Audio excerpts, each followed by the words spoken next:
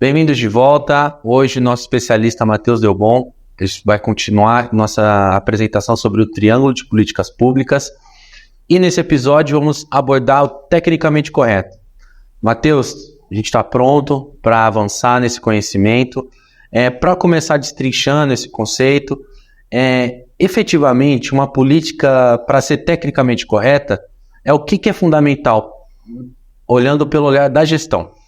Tá. Para uma política, acho que o primeiro passo a gente começar o triângulo é essas medidas tecnicamente corretas. E tecnicamente correto não é o que eu acho que é certo, né? Nós temos que ser sempre baseado em evidências. Então é muito importante uma prefeitura ou pensar sua política pública ser baseado em dados. Porque muitas vezes, sem dados, você não consegue ter uma visão do todo, né? Vou dar uma política pública simples, foi até trabalho já de alguns alunos meus que desenvolveram TCC sobre o assunto, e eu achei muito interessante trazer o caso aqui. A política pública contra moradores de rua, uma cidade aqui no interior de São Paulo. Achava-se que era um problema seríssimo, né? Porque afetava a população. Nós, por exemplo, estamos aqui na região central, tem estudos aqui que aqui em Araraquara, onde a gente está, passam mais ou menos 20 a 30 mil pessoas no centro. Nós temos uma população de rua de 15, 20 pessoas. Né? Então, essa cidade, quando fez um levantamento efetivo de quantas pessoas ela tinha em situação de rua, não chegava a 40 na cidade inteira. E era apontado como um problema grande para aquela cidade. Então, você tem um dado, olha, são 40 pessoas. Então, um problema que parecia imenso, você criar um lar ou criar programas sociais para 40 pessoas, ou um olhar, dá para ser individualizado. Daria para resolver, entender a história de vida de cada um e iniciar uma política efetiva, porque agora, se você vai pelo aquele censo, parece que a cidade foi tomada por moradores de rua, como se fala. Então, você ter medida, você ter dados é o mais importante, né? Não ir para o achismo. É lógico que todo estudo nasce de uma percepção. Percepção é importante. Você sente que tem um problema, mas aí você buscar dados. Então, o tecnicamente correto é justamente isso. É importante para os governos buscar informações. Então, buscar, às vezes, assessoria técnica especializada para dizer, você sabe a dor, você sente o problema, e aí achar a solução. Então, é baseado em evidências, dados confiáveis, metodologia sólida. Porque vamos lembrar, política pública não dá para ficar errando muito. Vamos imaginar que eu crio uma política pública, sei lá, para algo que eu acho interessante. Aí eu preciso de pessoas para fazer isso. Eu abro um concurso público para contratar essas pessoas. E muitas vezes vai me levar 3, 4 anos para descobrir que essa política pública foi ineficiente, não atingiu os resultados. E o que eu vou fazer com todos esses concursos, esses profissionais que agora são estáveis, né? Então não é diferente da iniciativa privada, que eu posso ir lá, não deu certo, desmonta. Não dá para mim ficar tentando, é dinheiro do contribuinte, né? Então, buscar dados, buscar evidências, metodologias de estudo um pouco de estatística, projeções de impacto financeiro, isso é o mais importante, né? Como a gente já falado na outra aula, mas aqui a gente volta a repetir. Quando a gente vai falar de construção do eixo tecnicamente, cabe ao governante sim buscar informações, porque o governante não consegue saber de tudo. Nós estamos falando aqui para prefeitos e secretários, para o primeiro escalão, ele não tem como saber engenharia, meio ambiente, educação. Então ele vai se cercar de profissionais, né, nas suas respectivas pastas, ou terceirizado, de consultoria. A gente sempre fala do apoio das assessorias como cargo comissionado, e é importante ter assessorias que funcionam, vão trazer essas diferentes soluções técnicas. Porque se você não tiver pelo menos 3 soluções técnicas para o mesmo assunto, a gente não acabou o primeiro passo, que é ter pelo menos 3 soluções. A gente vai ver que a gente pode colocar até numa planilha essas 3 soluções, para ver qual pontua mais ou menos. Mas esse é o primeiro passo, ter dados, buscar evidências, né, para depois você pensar em políticas sólidas, mesmo em propostas. Esclarecedor, Matheus. Avançando um pouco mais na parte prática, a gente está num momento muito bom, né, de ferramentas tecnológicas que avançam quase que diariamente. Pensando também no lado do gestor, como que pode garantir que a tomada de decisões está alinhada com esse tecnicamente correto? Eu acho que a principal questão, a gente colocou até o livro na mesa, não é à toa, né, é a criação de valor público. Né, uma medida técnica, uma política pública tem que criar valor público.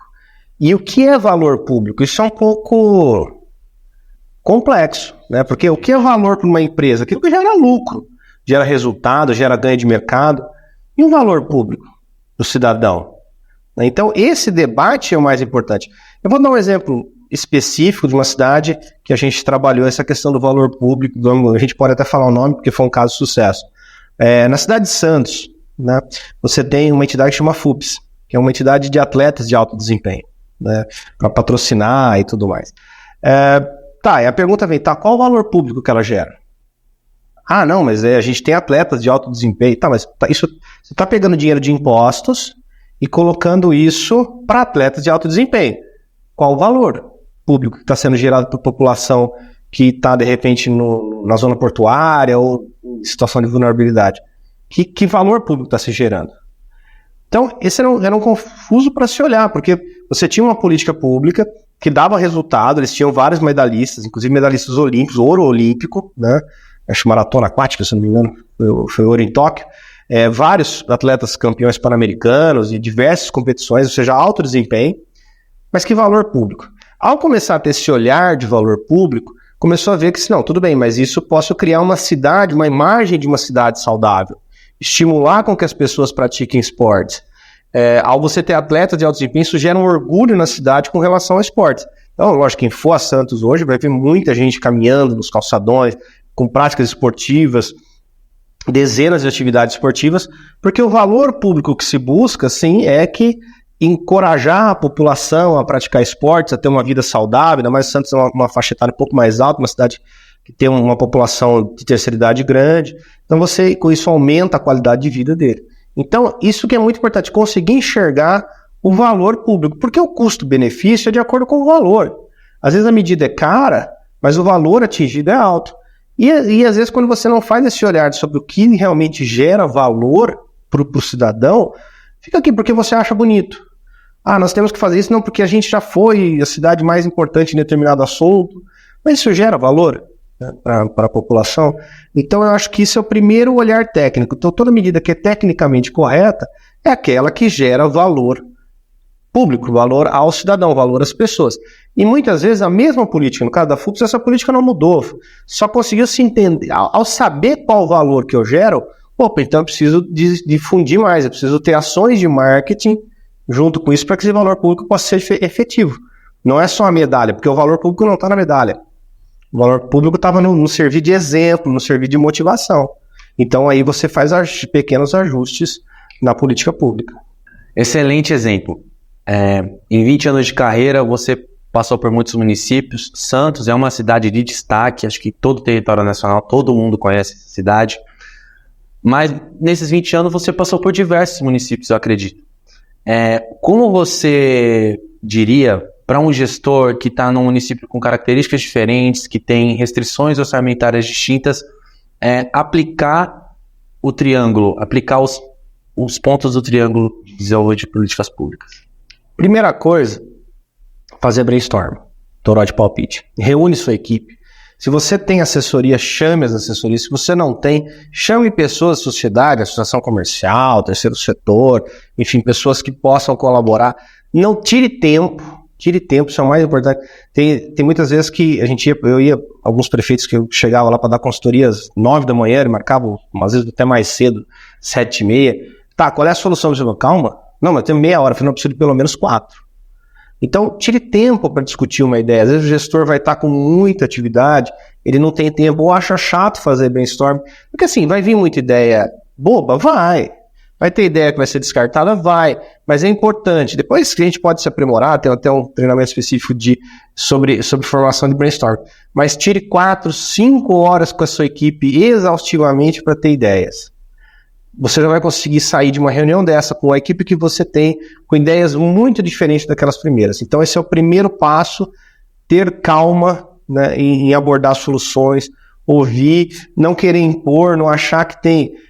a gente sempre brinca, né? Agora no começo, os prefeitos vão ser eleitos e tal, vai ter a galera que se acha o Batman. Isso é normal, todo ano é assim, toda eleição. E porque eles estão naquela adrenalina das eleições, acabaram de ganhar, e vamos lá, nós sabemos todos os problemas, e vão dar com um muro de concreto. A gente sabe disso.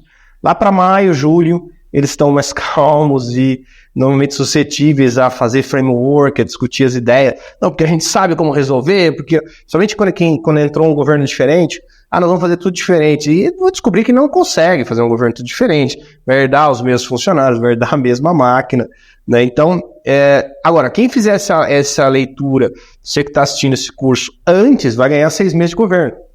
Se ele já entrar sabendo que não sabe, que todas aquelas ideias foram legais na campanha, garantiram votos, mas senta e faça brainstorm, discuta com a sua equipe, traga os seus profissionais de carreira. Todo mundo está assumindo prefeitura com profissionais excelentes, que não tiveram espaço.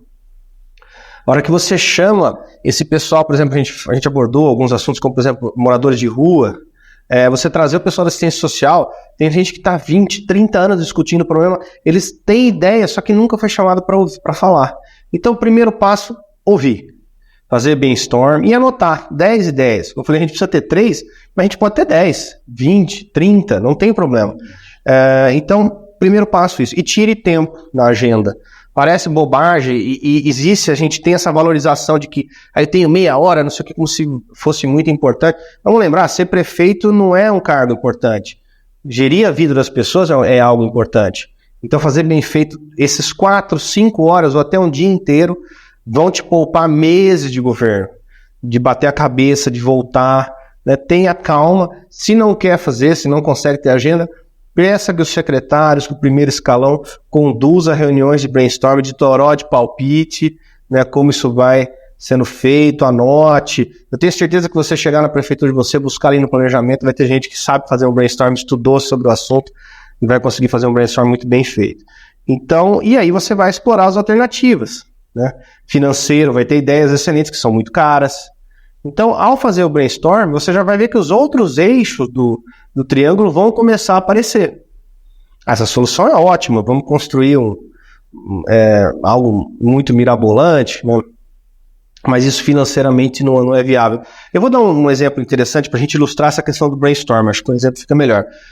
Uma vez nós fomos contratados por uma cidade, aqui no interior de São Paulo, pequena, para fazer brainstorm com o terceiro setor.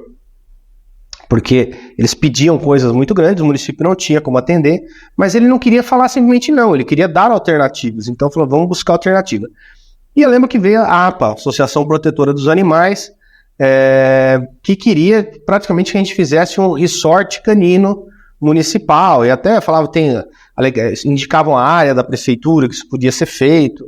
A prefeitura não tinha recurso, é uma cidade relativamente pobre, faltava recurso para atividades básicas, não dá. E outra que tinha medo de, ao criar esse resort canino, vamos dizer assim, encorajasse as pessoas a pôr animais na rua, porque a prefeitura ia tomar conta, então o problema poderia piorar. E a gente foi discutindo causa raiz. E aí é uma outra técnica importante. Por que você precisa de um resort canino? Porque nós temos muito cachorro na rua, as pessoas abandonam. Mas por que as pessoas abandonam cachorro? A gente começou a perguntar, tentar identificar a causa raiz. As pessoas abandonam porque eles adotam, normalmente porque criança pede, os pais acabam cedendo, traz o cachorro traz despesa, eles fingem que sumiu o cachorro e abandonam para evitar essa despesa, que muitas vezes numa população carente é tirar dinheiro da mesa para pôr no cachorro. Quem tem cachorro sabe a despesa que é. Por que as crianças pedem cachorro? Porque elas querem conviver com o animal, porque nos desenhos, o bichinho... Bom, então, talvez o problema não seja criar esse resort canino, essa coisa, esse abrigo municipal, que não tem dinheiro para fazer, mas nós temos que criar uma política pública com as crianças. Então, a prefeitura sugeriu um convênio, né, da Associação Protetora dos Animais com a Secretaria de Educação. Então, olha, eu vou abrir minhas escolas públicas, então uma vez por mês você traz os bichinhos, as crianças vão poder conviver, e vocês explicam a importância de não adotar, não pedir para adotar se não tem condições, se não é o que a família realmente quer. E aí permitiu com que as crianças tivessem esse convívio com os animais, então suprisse essa necessidade delas de ter o convívio, e depois educou, né, para que elas não peçam, né, se atacou às crianças, e realmente a médio prazo diminuiu o número de animais de rua daquele município. Uma política pública praticamente custo zero. Só que se você não tem um brainstorm, não se discute isso, por quê, né? E aí, ainda no tecnicamente correto, passar uma técnica muito rápida, né? Tem várias de conduzir um brainstorm, mas eu gosto muito dessa técnica, chama causa raiz, vem da administração japonesa. Qualquer problema, você tem um problema X, fazer 5 porquês. Por que isso acontece? Aí vai vir a resposta. Por que disso? Por quê? Por quê? Uma hora você vai chegar na causa raiz, como foram esses porquês do caso de cachorro de rua, e aí você consegue, às vezes, ter uma visão de uma política pública completamente diferente daquilo com a solução inicial, que era cara e que poderia estar escalando o problema, e aí você vai se afundando. Você aí tem que aumentar, porque tem mais cachorros, a população sabe que é bem tratada, e se realmente você crescer, tiver muito cachorro e ficar maltratado lá dentro, você gera um outro problema, e aí vai ter problema com a imprensa, vai ter noticiário dizendo que os cachorros são maltratados. Então, é por isso que é importante discutir a ideia, entender a causa raiz e não ir na primeira ideia que você tem. Excelente. Matheus, você trouxe um exemplo prático, né, da eficácia do método. Mas eu gostaria de voltar num outro ponto. Você enfatizou da contribuição do uso de dados e ferramentas tecnológicas, e eu gostaria que você pontuasse e evidenciasse mais exemplos sobre os benefícios a contribuição de uso de dados dentro da gestão. Você só governa aquilo que você mensura. Eu acho que começa por aí. Recentemente, nossa equipe está desenvolvendo um trabalho, uma autarquia nacional, só mudando forma de atendimento. Melhorando, foi um trabalho na saúde, desde mexendo no fluxo de pessoas, a adoção da política Lean. Depois, agora a gente pode fazer um treinamento só sobre a aplicação do Lean em governo. Mas basicamente enxugando os tempos de espera. Só que para mim dizer se isso melhorou ou não, eu tenho que ter dados, eu tenho que ter mensurado os tempos de atendimento antes, mensurar os tempos de atendimento depois e provar que houve melhoria. Nesse caso específico, teve algumas cidades no estado de Minas Gerais que deu redução de 50% a 60% do tempo de espera. Você fala, nossa, mas para que dado? É perceptível. A primeira coisa que os funcionários falaram para a gente, vocês deram sorte. Pegaram um dia de sorte, esse dia não representa bem. Agora, se eu tenho dados, eu medi 3 semanas, antes você dava esse movimento. Agora, realmente, com essa metodologia diferente, nós não mexemos em nada na estrutura, foi só em desenho de processos, então, assim, custo praticamente zero. Aí eu trouxe para 50% a mais, diminui o tempo de espera em 50%. Isso é um dado concreto, você tira esses argumentos. Então, quando você vai ter que trabalhar uma aprovação política, você ter dados contra dados com argumentos. Então, é importante você basear em dados, principalmente fazer o T0, o tempo zero, você medir de onde você sai, para a hora que você terminar a política pública, isso ficar claro aonde você chegou. Ótimo exemplo, Matheus. Ainda nessa discussão, pensando nos desafios, em como lidar com as situações, pontos de conflito, tecnicamente correto, como você ajustar isso com as pressões políticas e as limitações organizacionais? Acho que primeiro passo, por isso que a gente fala de ter um arquivinho com mais de uma solução técnica. Porque muitas vezes a solução técnica lá na frente não é nenhuma das listadas. Vai ser uma mistura entre elas ou um meio termo entre elas. Quando você já tem um segundo ponto, né, e aí eu faço um teste, a gente já está adiantando a questão um pouco do politicamente, se chegar para você e falar, olha, aí que eu acho que esse copo tem que ficar no centro da mesa, e você discorda que isso está estragando, enquadramento, alguma coisa, não, ele tem que ficar para cá. A gente já está num ponto de discussão, a gente já iniciou um ponto de atrito. Se eu chego com 2 ideias, o que você acha melhor a gente usar copo de vidro ou caneca? Eu já parti num pressuposto que você já vai discutir comigo sobre essas ideias. E mesmo que não seja nenhuma nem outra, surge uma terceira. Então, quando você tem mais de uma solução técnica e apresenta ela na hora que for para a esfera organizacional ou política, já fica muito mais fácil. A mesma coisa do organizacional. A gente chegar para a nossa equipe, vamos por aqui, que montou essa mesa para a gente, e falar, olha, vocês acham melhor copo de vidro ou caneca? Mas a caneca não tem. A gente vai ter que comprar, vamos usar os copos. Então, organizacionalmente, essa é uma solução mais viável. Então, a discussão já parte de um outro ponto quando você tem 3 soluções técnicas sendo discutidas. Você vai necessariamente focar em qual a melhor solução e não desvalidar. Né? E vamos lembrar, a prefeitura aí, vocês estão entrando agora, vocês vão separar com uma figura dentro das prefeituras que é o doutor não pode. Porque muitas das soluções envolvem técnicas jurídicas mais aprofundadas ou detalhadas, e aí a segurança jurídica é muito mais fácil falar que não pode do que pode. Então, queremos fazer assim, não pode.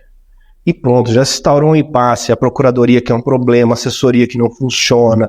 Né? Então, ponto A, ter mais de uma solução técnica para começar a brincar. Isso vai mudar o jogo, vai por mim, trabalhe isso, nem que as outras duas pareçam bobagem. Você queira a primeira, tenha um carinho especial da primeira solução, coloque mais uma solução na mesa. Isso muda tudo. Acho que até aqui está sendo excelente. Um triângulo, ele passa a ideia, né, de um ajuste entre os seus eixos. E aí eu gostaria, você já pontuou a respeito da atenção que você aplicar a técnica, sobretudo, um gestor precisa ter nessa escolha. Para um gestor que gostaria de priorizar a técnica, quais pontos você gostaria de deixar aqui para a gente? Eu acho que assim, primeiro, não priorizar excessivamente. Eu acho que priorizar não é um bom termo aí. Eu acho que é equilibrar, né, a técnica com o politicamente. Mas assim, primeiro, a criação de uma cultura organizacional que valorize a construção do conhecimento. Discutir o assunto e buscar treinamentos e buscar formação, como o pessoal que está aqui nos assistindo, porque ninguém sabe tudo, ninguém tem solução mágica. Infelizmente, o brasileiro espera dos políticos algo meio messiânico, que eles assumam a prefeitura, o governo e tenham as melhores ideias, pelo menos quem votou nele tem essa esperança, para resolver todos os problemas. E, gente, se tivesse solução para todos os problemas no governo A ou B, isso já estava em livro, já estava em teoria política, alguém já tinha utilizado e resolvido os problemas no mundo. E mesmo algo que resolve num lugar não quer dizer que resolve em outro, a gente já abordou essa questão. Então, primeiro, criar essa cultura dentro da organização de fazer um brainstorm, um toró de palpite, um bate-papo, com o tempo, com grandes equipes. Acho que os melhores governos que eu já trabalhei tinham esse hábito, 20 pessoas, às vezes 10 pessoas numa sala reunida, discutindo ideias, e a gente ficava, às vezes, até 9 horas da noite, o prefeito bloqueava a agenda, ficava junto, porque ele sabia que aquele momento ia poupar muito tempo lá na frente. Então, discutir essas ideias e, primeiro, não acreditar em fórmula mágica. Às vezes você vai escutar uma ideia, alguém ganhou o prêmio prefeito empreendedor, ou ganhou isso, essa ideia é mágica para o meu município. Pode ser que sim, pode ser que não. Pondera, escuta as ideias. Então tem essa cultura de, olha, nós agora vamos desenvolver uma política pública para isso. Por quê? O município, o governo, é muito bom em encolher a dor, encolher o problema, não necessariamente a solução. Então a solução vai vir, não necessariamente a primeira. Então, mapeou um problema, mapeou uma dor, tire um tempo para maturação da ideia. Gente, parece que é muito tempo, nós estamos falando de uma semana. 2, 3 encontros, um encontro bem feito, às vezes para aqui, vamos buscar, vou pesquisar sobre o tema, vou ver vídeos, vou buscar livros sobre o assunto, ligar para alguma assessoria especializada sobre o tema. Em uma semana, isso te poupou 1 ano de bateção de cabeça, ao você já sair dessa reunião de design de políticas públicas com várias soluções técnicas. Eu acho que esse é o coração. Ninguém sabe tudo, a sua ideia não é a melhor, pode ter certeza disso, tem outras ideias melhores, porque será melhor da composição de mais de uma ideia. Então eu acho que esse é o grande conselho, não acreditar tanto naquela nossa ímpeto, não, eu vou arrumar fazendo isso, tirando pessoas, e quando é pessoas é pior ainda, né? Porque às vezes é fulano, é beltano que eu vou tirar, vou trocar, e não é bem por aí, muitas vezes o problema é no processo, não são nas pessoas, tem pessoas boas com processos ruins, pessoas boas mal alocadas, né? Então, ter mais de uma solução vai dar uma certa tranquilidade.